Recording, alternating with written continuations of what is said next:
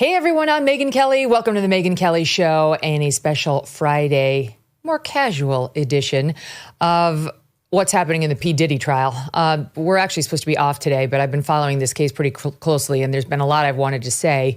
And we've been trying to sandwich it into other shows, and I just wanted to take a chunk of time to just cover what we've seen this week, because there's been a lot of developments, and I got a lot of thoughts on this. So, coming in sort of on a day off. It was supposed to be a day off. Thank you to my team for accommodating me on my need to get this off my chest. Don't miss a moment. Subscribe to this show on YouTube and follow me on Insta, Facebook, and X. You know the secret to great days? Better nights. It all starts by turning your bedroom into a sanctuary with Cozy Earth. Their bamboo sheet set is something special. The softest, coolest, most luxurious sheets you will ever own. Breathable, temperature regulating, and crafted to help you sleep like it actually matters. Imagine crawling into bed every night and feeling restored, refreshed, and ready to take on tomorrow. And don't forget about their bamboo pajamas. Lightweight, yet cozy. They're designed to help you fall asleep faster and stay asleep longer. It's the sleepwear upgrade you didn't know you needed, but you definitely deserve. Cozy Earth makes it easy. You get 100 nights risk-free. Plus, every bedding product is backed by a 10-year warranty. So take the time to prioritize your sleep and prioritize you. Visit CozyEarth.com, use my exclusive code MEGYN, and get up to 40% off sheets, pajamas, towels, and more. CozyEarth.com, code Megyn. And if you get a post-purchase survey, let them know that you heard about Cozy Earth from us at The Megyn Kelly Show. Sleep better with Cozy Earth. I'm horrified by this case. And the more I look at it, the more I think the case is getting stronger by the day against Diddy for sex trafficking, racketeering, and transportation to engage in prostitution. Those are the claims against him. I do not predict he's definitely going to get convicted, but I'm more and more believing it's likely. And that's because watching, for example, the cross-examination of the star witness has been, I think, kind of underwhelming. I thought that they'd have more, and I thought that they'd be a little bit more skilled, but instead they seem to be all over the board, the defense counsel, on trying to just score points with her. And they're clearly, I get it, trying to prove that she consented to some of this behavior. Okay? You need to prove that she consented to all of it. That's the truth. I mean, more accurately stated, the prosecution needs to prove that there were at least some of these sexual encounters, so-called freak-offs, that were not consensual on her part. And I think they're doing it, I have to tell you. So let's just take a step back, okay? Because what's interesting about this case, and the reason we're all paying such close attention, is because this is one of the most famous men in the world. Sean Combs, Puff Daddy, P. Diddy, whatever. Is one of the biggest celebrities in America, in the world. And his star was on the rise. He formed Bad Boy Records. Of course, he was very famous for his relationship with J-Lo and being involved in shooting a woman in the face. He allegedly had another person take the fall for him. The woman who got shot in the face says, it was Sean Combs. I saw him. And that he paid this other guy to take the fall for him and actually serve time for him. That's not at issue in this case. I'm just saying he's been infamous for a long time. And we've seen him at the award shows, behaving badly and being a bully and just kind of a douchebag. And we knew that he was a douchebag. I knew he was a douchebag. In my opinion, that's what he was. But it's so far beyond that. This is just so far beyond that. This is not the Johnny Depp case, guys. This is not like, oh, you got this controversial guy and this lunatic woman and, she's trying to make a buck off of him or she's not taking responsibility for her piece of it. This is not that. It's also not Epstein or R. Kelly, where you're talking about underage girls. The women involved in P. Diddy's web were of age. They're adults, but that doesn't mean they're incapable of being sex trafficked in the meaning of the law or part of what essentially amounted to a criminal conspiracy of control and coercion over them. And that's really at heart what the government is alleging against this guy. But P. Diddy's apex of his fame almost was right when he was brought down. I mean, the news reports about him talk about how in 2023, he'd been nominated, I think, for his first solo Grammy, Artist of the Year, whatever it was. Like, he was moving up in the awards ceremony world. He was getting more and more recognition. He was releasing an album, and he was sort of everywhere in the media. And he knew everyone. You know, remember that video of him going through the names of the people who came to his parties? It was a who's who of the Oscars and the Grammy Awards. I think I should have said Grammys, not Emmys. That's TV. And he was extremely well connected. You know, Ashton Kutcher at all of his parties, and Oprah, of course. Okay, he's the one who listed her as coming to his 50th birthday party. Everyone wanted to be near him, his extreme wealth, and his infamous party life. You know, we had seen these videos of Justin Bieber being handed over to him at age 15. Great job. For his weekend with Diddy camp. I mean, we don't know, but it certainly looks like Justin Bieber is still suffering the fallout from whatever happened to him as he was coming up the ranks of the music world. It really doesn't seem worth it. I mean, I'd love to hear more from his camp about what's real, because it's clear he's suffering.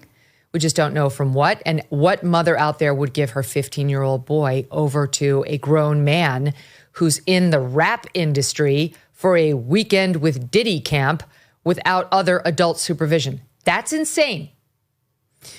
Then there was Usher going on with Howard Stern, talking about how he was living with Diddy for almost a year and how he would never let his young sons at his age then go and do that kind of a thing. Like, these are guys who are indebted to Diddy professionally, saying, you know, this is Usher at least saying, this is insane. I believe this guy has been abusing people severely for a long time.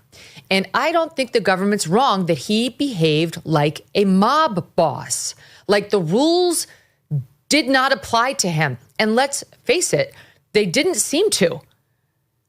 Where were, like, the repeated police interventions on his behavior? He was too rich. He was too connected. He was too powerful. Look how the government opened its case here. And by the way, before I get to that, so he's, you know, reaming back up to the apex of his fame in 2023. And that's when his ex-girlfriend of 11 years, Cassie Ventura, dropped her civil suit against him. And it was settled within 24 hours for $20 million. And that's really what got people interested. Then more and more started to come forward. Some were just money grabs because they're like, shit, if she can get paid, maybe I can get paid. And some were probably much more serious than that. Some of the more serious ones have withstood motions to dismiss or are in civil litigation right now. So she brings that case and the feds get interested. And before we know it, there's a federal raid on his homes and Bob's your uncle. We're in criminal court. But, you know, Diddy was behaving with impunity for a long time. And the way the government opened its case kind of proved how he operated. Their first witness was not Cassie or another alleged sex trafficking victim of his or a sex worker. It was an LAPD guy who had been, prior to joining the LAPD, working security at the Hotel Intercontinental out in LA, and was there when that terrible beating we all saw on camera took place. That security guard was the one who got called and who went up to see what the hell was going on. Here's the tape for those of you who have forgotten. He's walking down the hall. Sorry, she's walking down the hall. Stand by. Now he's coming in a towel, running after her. She's trying to get in the elevator. He grabs her by the head. He whips her down to the floor. He kicks her in the head. She's down. She stays down. She's testified. He kicks her again. She testifies she stayed down because she thought it would minimize her injuries. And he's literally dragging her down the hallway and back into the hotel room. There are a number of reasons the prosecution started with that. And with this witness, who is a third party, not alleged to be a victim of Diddy's, not a friend of Diddy's, not a friend of Cassie's, not a sex worker, no one directly involved in this case. This is an LAPD guy who said not only was he there and saw the visible injuries on Cassie, but said that Diddy offered him a bribe. He offered him $100,000 wrapped in a wad. First of all, who the hell's walking around with $100,000 cash on them? Wrapped in a wad, and that he declined it. And he was smart enough to take out his cell phone and videotape the videotape that was on the security cameras. He was going home for the weekend, and he was very wise to do it because he said when he came back on Monday, the hotel tape had disappeared. And the testimony was that Diddy did find some security agent willing to delete it. Love to hear more about that. But their first witness said, I rejected the bribe and I videotaped what was on that camera. And it was only leaked to CNN, recently when we hadn't seen that tape. And it tells you so much. There's no doubt he's a physical abuser. Zero doubt that he is a physical abuser of women. That's not his first rodeo. That guy's been around the block. That's not how you beat a woman when you're just trying it out for the first time. Bullshit. There's no question in my mind that this is part of a pattern of abuse that probably went on for years and probably spanned across multiple individuals. And part of the thing we don't know right now is who else is the government calling? They don't have to tell us right now. So we don't know. We know a couple of people. We know Cassie. We know they have another female, Jane Doe, who we believe is going to take the stand and say he did this similar behavior to her. There's a third witness who absconded. She decided not to testify and she left the jurisdiction, according to reports. We don't know exactly who that was or why, but I'm sure that she's terrified. Of course, they're all terrified. Because what's not going to come into this trial, probably, are all the other reports around Sean Combs. He denies all of this, just to be clear. He denies the allegations. The abuse, no, he's admitted that against Cassie in that video because he had to. But he denies sex trafficking and he denies racketeering and he denies the prostitution charges and he denies being a serial abuser. But I mean, there are stories, again, about him firebombing Kid Cudi's car because Kid Cudi was dating Cassie, right? I mean, who does that, right? He denies everything. And there are lots of other allegations about Biggie Smalls and what, if anything, Sean Combs did to him. He was part of his record label. He was part of Sean Combs's Bad Boys record label. What's he going to say? He's no fan of Diddy. That seems clear.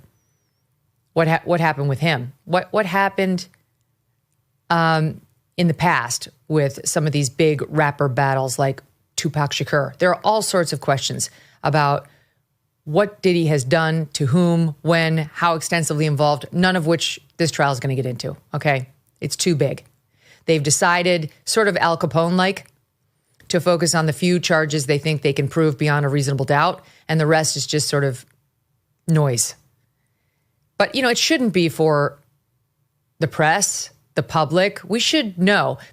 Why don't we choose more carefully who we're going to lionize? Not just us, but like the Harvards and the MITs of the world. Look how they lionized Epstein, not to mention the Bill Clintons. Why don't we choose more carefully who we're going to put up on these pedestals? Jeffrey Epstein was lionized even after he had pleaded guilty to this act of prostitution with a 14-year-old. I mean, still, Katie Couric's going to his house for dinner. Why? Not to mention Prince Andrew. We're so obsessed with people who attain great wealth and have the trappings of it all around them. It's like some sort of magic elixir to other people, even if they're wealthy too. Like, you must know something. You must be someone. Instead of having like a healthy disdain for that and questioning, how'd you get it? I'd like to know more. If I sit next to Tom Brady at a dinner, I'm going to know exactly how he got his money, and I'm fine with that.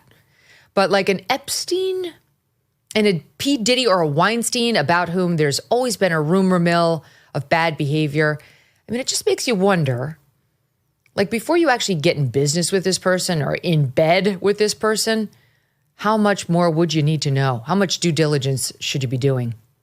And lionizing them, yeah, same rule.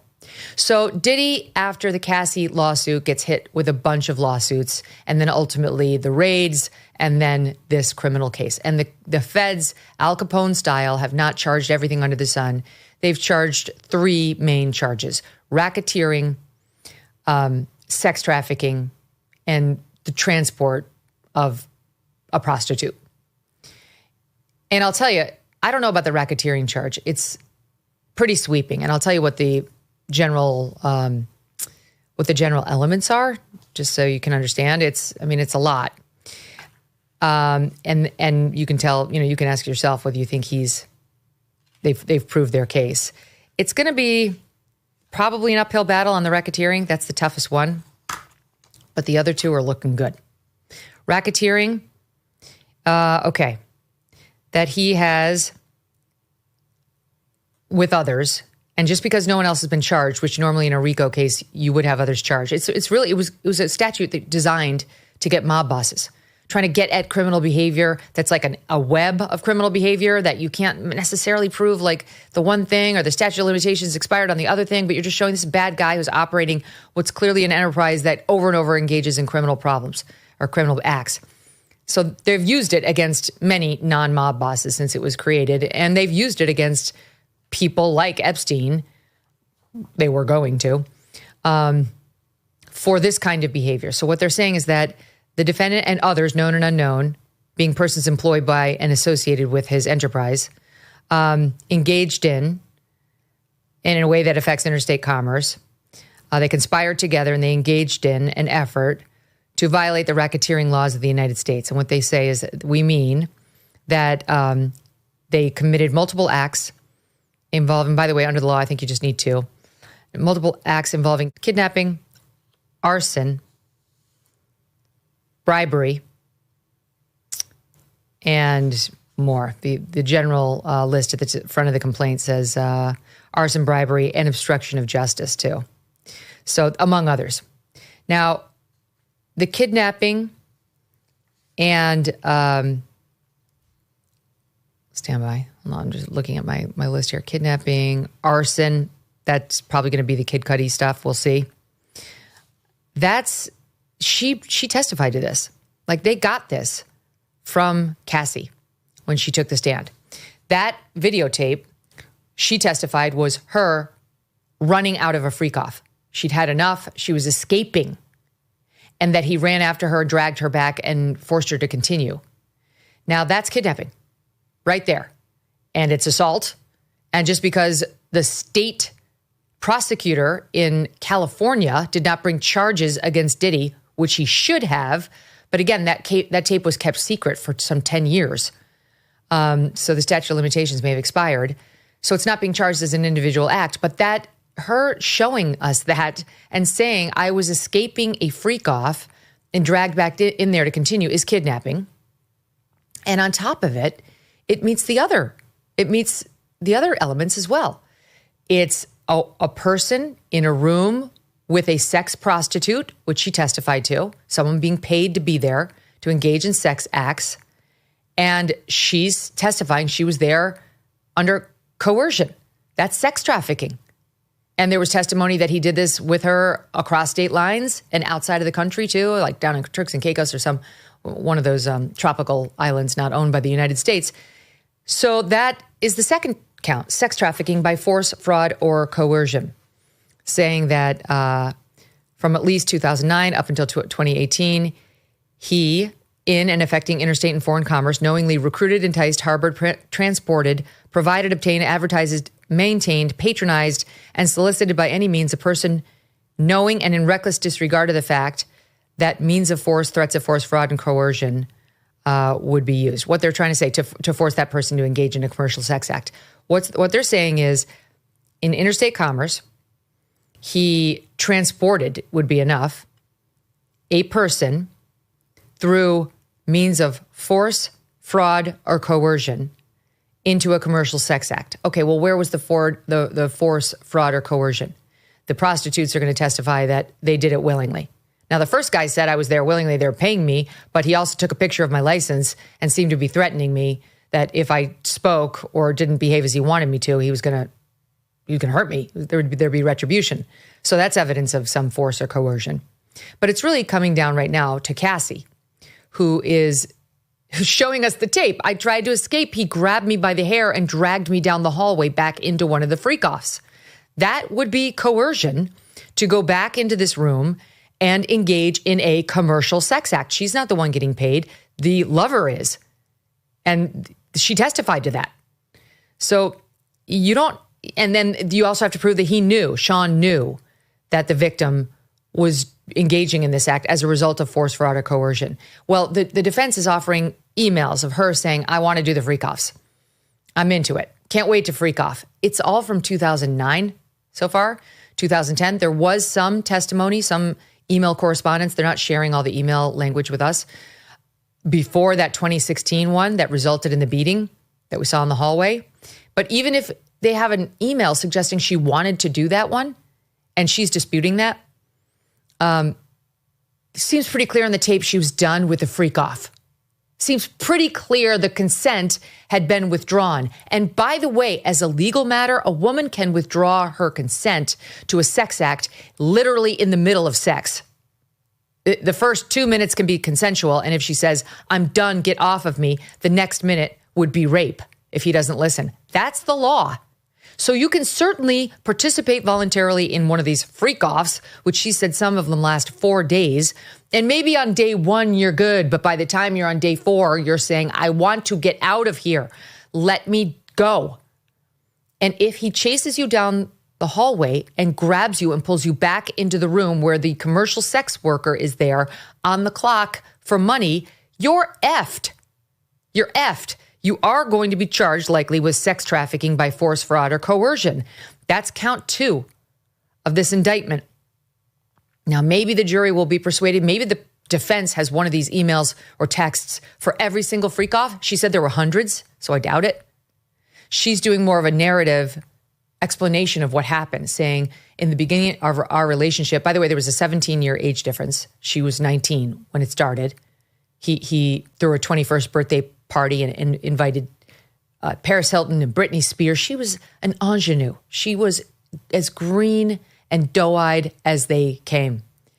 And this older, much more successful, more sophisticated, bully, criminal, thug took advantage of this young girl, so beautiful, everything in front of her, and lured her into his world through promises of making her in the music industry, remaking her, making her over, teaching her how to dress and how to be in a way that would be enticing for others. Of course, that would be extremely alluring for any young woman.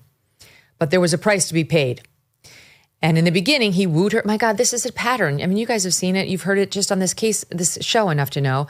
It is a pattern of abusers to love bomb the women at the beginning. If those are the roles, the gender roles, men versus women, it can happen the other way. But it's this kind of abuse, domestic abuse with a love bombing, is generally men on women. And then once he obtains control over her, comes the abuse. It can be verbal, it can be financial, and it can be physical. And she testified that he beat her many times.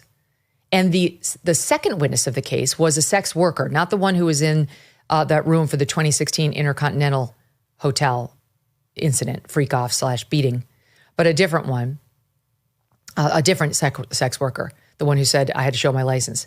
And he said he heard Diddy slapping her behind closed doors, that they had an argument.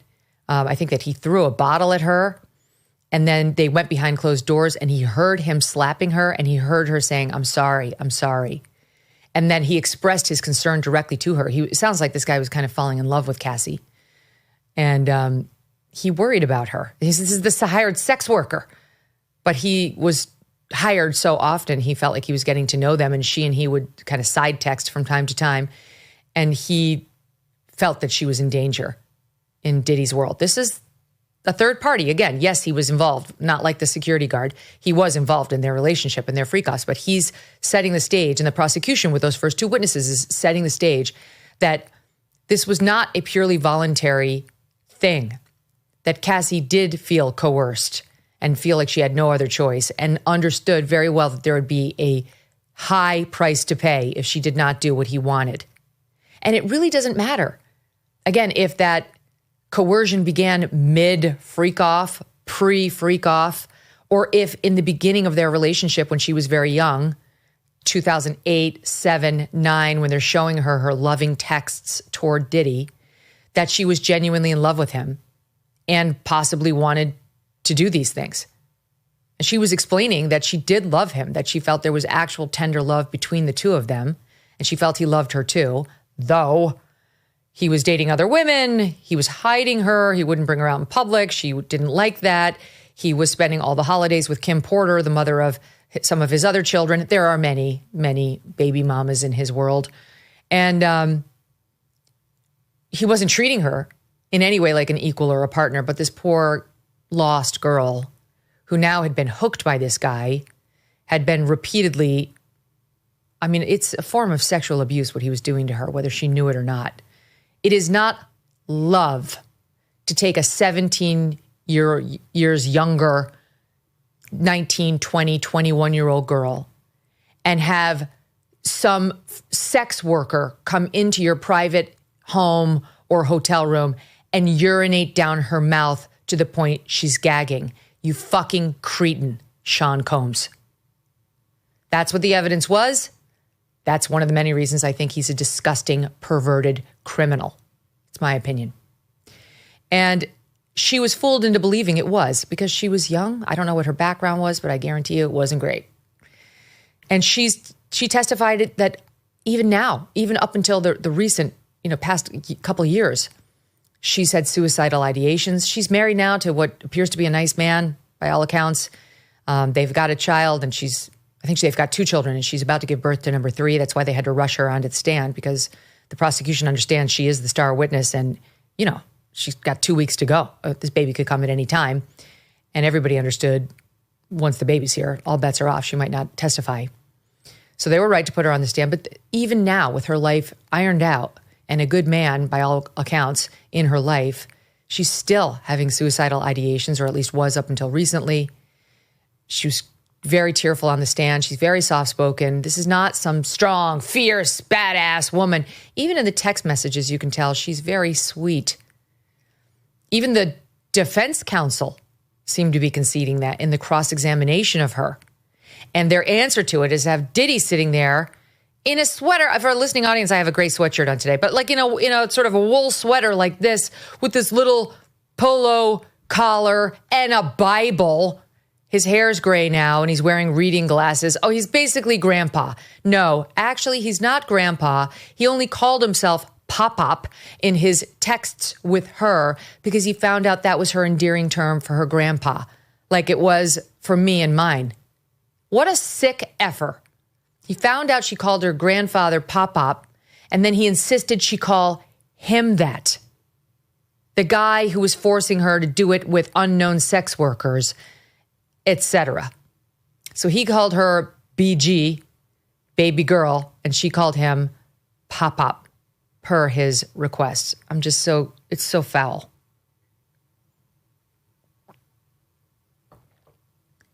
So the defense yesterday got their hands on her Thursday for the first time. And they were all over the map. They were scoring some points in terms of she loved him. She was definitely requesting at least a couple of these freak-offs, and it's in writing. Now, she was saying those are just words by that point. She was denying that she actually wanted them. And it's hard because if you look at the overall narrative of her first 2 days on the stand, she was talking about the coercion and the control he had over her and how she didn't want to be doing it. And she knew she'd pay a price if she didn't, and she was afraid of him and he would physically threaten her. So it's okay. You can pull out, like, in the course of hundreds of these things, 1 or 2, or she's trying to please him. And she also testified that some of the time she knew she had to. And so she'd volunteer to do it like 3 days in advance. That's the 2016 one, she said, of an awards ceremony she was supposed to appear at because she knew she'd have to take drugs to get through it and that sometimes she would be physically hurt. And she wanted to look nice at her movie premiere or at the premiere of, an album, an award show. So she would try to convince him to get it done like 3 days before so she could recover from these things. I mean, this is sick. This is a depraved individual. And just keep in mind, she's not the only one. That we're going to have more women come forward, we believe, and take the stand and say he did this with them too. And as far as the racketeering goes, there's been testimony that his staff was facilitating it. They would set up the rooms. They would deconstruct the rooms. They would clean the rooms. They would bring in fresh linens from all the blood and human fluids and baby oil that were all over the beds of these hotels. It's absolutely disgusting. Yes, he was obsessed with baby oil. I know we're all kind of joking about baby oil now. It's just sick. Like he wanted to heat it up. He wanted her putting it on sex workers, the sex workers putting it on her. He wanted her to watch him with female sex workers too, made her do that. And the defense is trying to say it's all consensual. We've got these emails showing some of them were at her request, or she was at least open-minded, or seemed to be anticipating it with favor. And therefore, this wasn't coercive. As for the beatdown we've seen on tape, they seem to want to suggest he was angry about his phone, something had happened to his phone, and not that she left the freak off. Now, they're not going to get that in evidence in any meaningful way unless he testifies. And if he testifies, all bets are off. It would be a disaster. I think it will be, I think it'll seal his fate beyond doubt. He's just arrogant enough to think he might be able to get away with it. But unless they can convince the jury through some other means that that's what he was angry about when he beat her, I think they're going to accept Cassie's testimony because she was quick to, own it when she didn't know something. She wasn't an argumentative witness. Even the judge at one point said to the defense, look, you've got a very cooperative witness. Like, come on. Because they were saying, we might need to hold her over to Monday. We don't know when we're going to be done with her. And he was like, you're going to finish up with her on Friday. That's it. This was the schedule. You knew this was the schedule. Get it over with. And the baby's about to pop, for God's sake. And by the way, think of the poor stress that this woman's under. For all my female listeners who've had kids, remember yourself in the last 2 weeks of your pregnancy. Remember what an enormous whale you were and how even emotionally vulnerable you become. It's like somebody could stick a pin in you and you feel like you'd pop. You'd be like a Veruca Salt. No, Violet Beauregard type. Juicy everywhere. Rolling around on the Wonka floor like a blueberry. You're totally not yourself. You're spicy and you're maybe kind of emotional and you don't feel like yourself. You're excited, you're nervous, even if it's your third kid. I've had 3 kids. It's a very big deal to squeeze another human being out of your body. And I mean, it's quite a testament to this woman's strength on some level to be doing this at all. The other woman's going under Jane Doe. Like this woman is like there with her real name. And the stress hormones that are running through her body. I'm sure this was calculated by her on whether she wants to do this. Am I going to hurt my baby? Am I going to endanger my pregnancy? But things don't get any more emotionally relaxed in the first 4 weeks of motherhood after you have your baby either. So clear is very important to her to take the stand and do this. And there's no picture whatsoever being painted of her as a villain. That's why I say it's not like Amber Heard. Even the defense seems to be conceding this is a sweet lady. Their best defense is she was into it.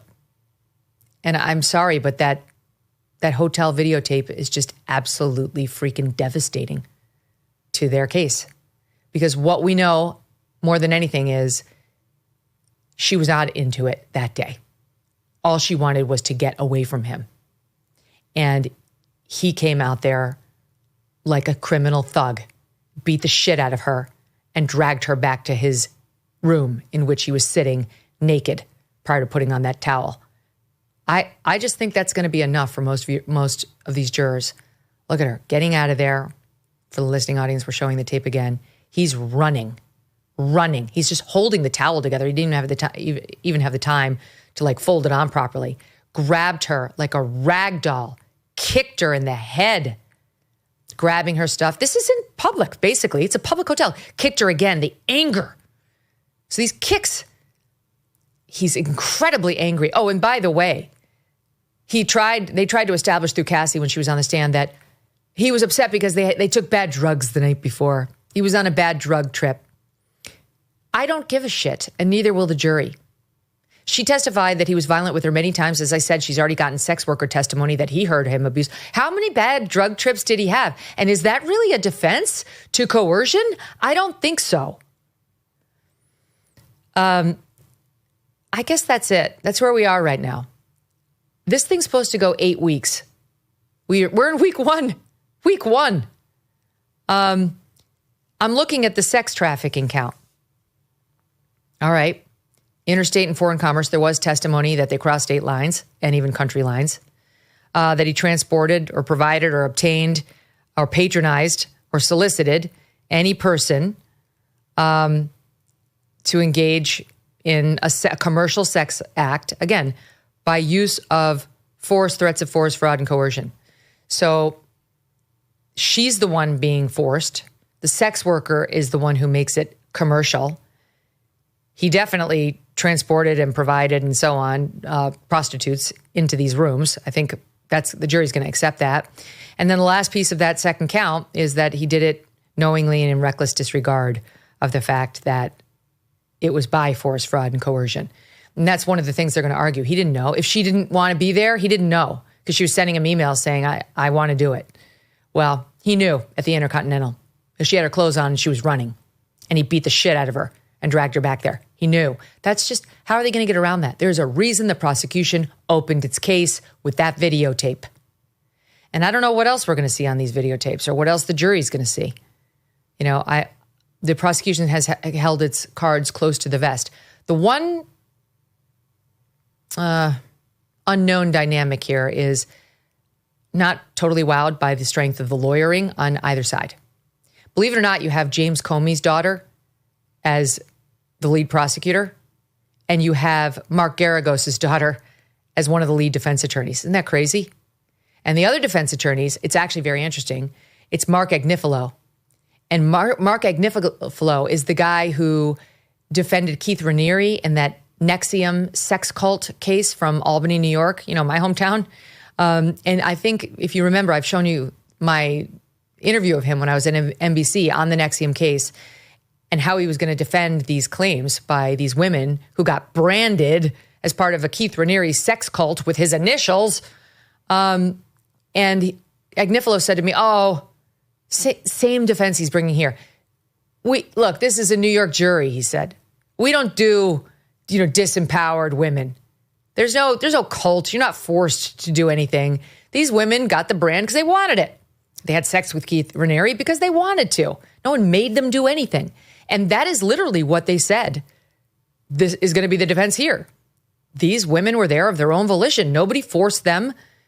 Sean Combs didn't force them. I've got emails. I got texts showing, I can't wait for the freak off. Let's do it this Friday. There's no force. It's like he tries to spin like a girl power moment out of all of this. Like, no, it's impossible for a strong woman to be abused or something. And that's the other defense, of course, that this is all just a weird sex life. But I do think we have to bear in mind there's something dangerous about not understanding that domestic violence can absolutely be a part of sex trafficking and a racketeering case like this, where you're saying it's a criminal enterprise in which you force multiple women into your weird sex web that involves other criminal acts, potentially like kidnapping, like assault, like drugs. And there's been some testimony to that effect as well. Just because domestic violence is a thing that happens outside of the sex trafficking arena, it happens in people's private homes every day in this country, far too many times. So just because it isn't a thing, it is a thing that's independent of potential criminal charges involving racketeering or sex trafficking, doesn't mean that racketeering and sex trafficking will never involve domestic violence.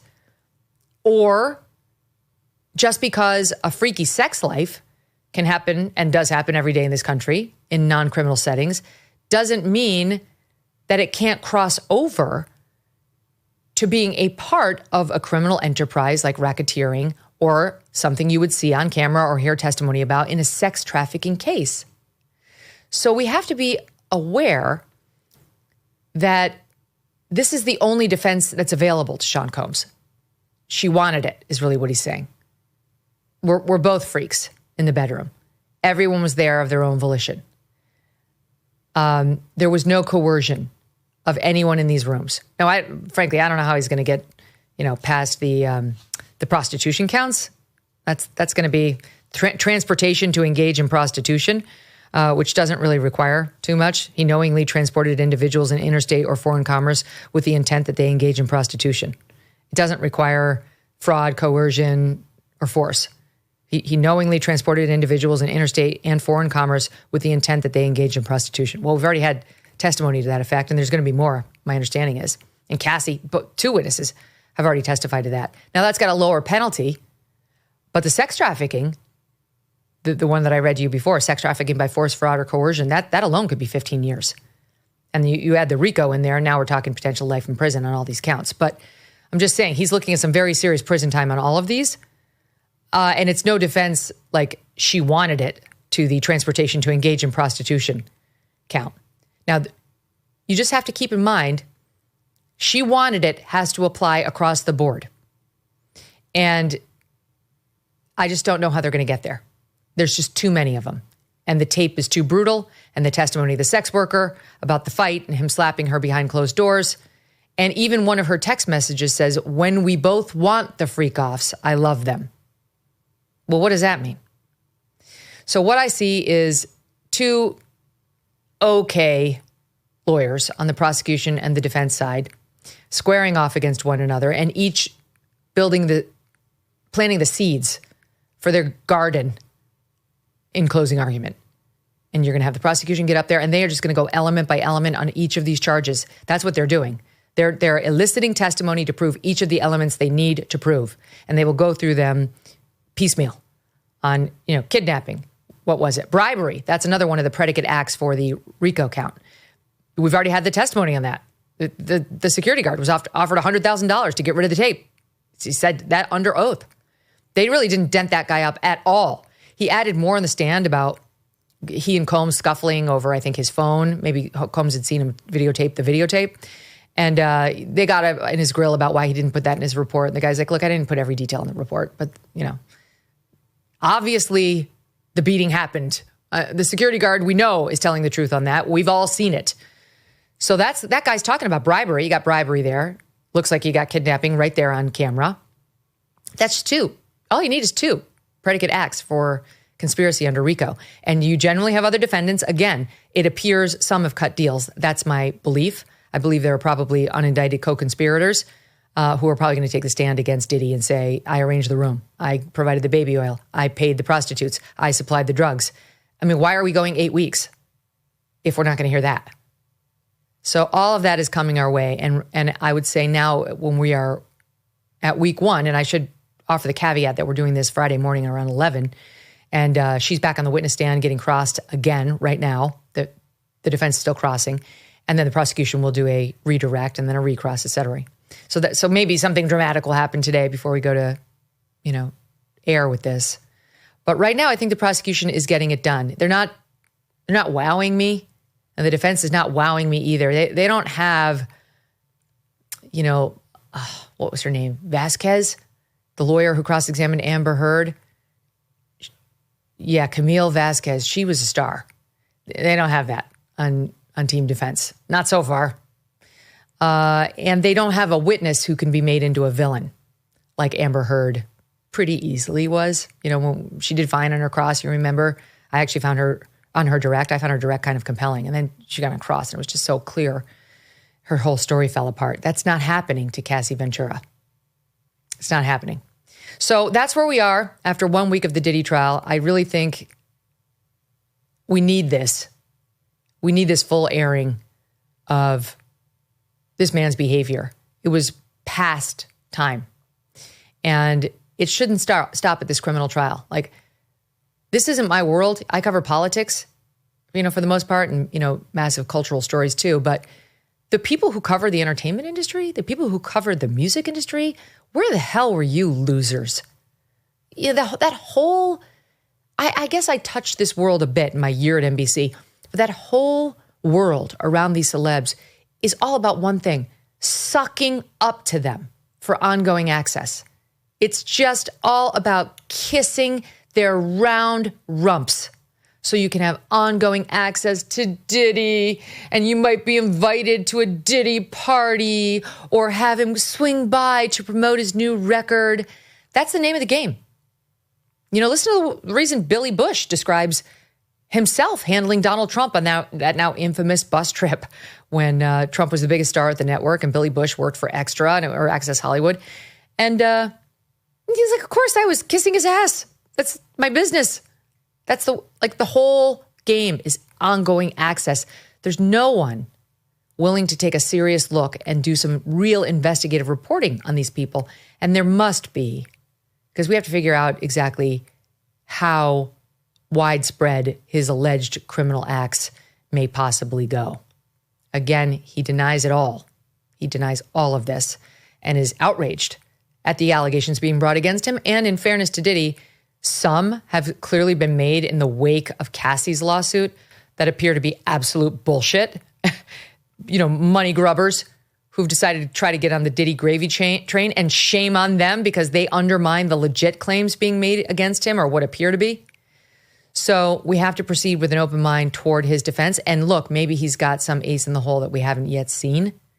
And maybe he will take the stand and get in more evidence of consent and participation and what happened on that tape that we don't yet know about. And I am open-minded to that. So anyway, thank you for listening. I hope you have a great weekend, and we'll pick back up with the show on Monday.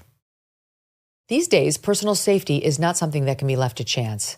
Whether at home, on the road, or just living everyday life, having a reliable way to protect yourself and your family is crucial. That's why Byrna is the choice for many. Byrna is a game-changing, less lethal self-defense tool. Compact, powerful, and easy to use, it provides the confidence to act in any situation. Byrna uses non-lethal rounds, tear gas, pepper, and kinetic projectiles to effectively stop a threat from a safe distance. And the best part? Byrna can be shipped directly to your door, and it's legal in all 50 states. Byrna is proudly American with products hand-assembled in Fort Wayne, Indiana. Sometimes a firearm is not the right option, and Byrna provides a powerful alternative. Protect what matters most with Byrna. Visit Byrna.com. That's BYRNA.com/Megyn. And that'll get you a 10% discount, and learn why thousands of people and law enforcement agencies are adding Byrna's less lethal protection. Byrna, non-lethal self-defense. Always ready. Tax day may have passed, but for millions of Americans, the real trouble is just beginning. If you missed the April 15th deadline or still owe back taxes, the IRS is ramping up enforcement. Oh, joy. Every day you wait might make things worse.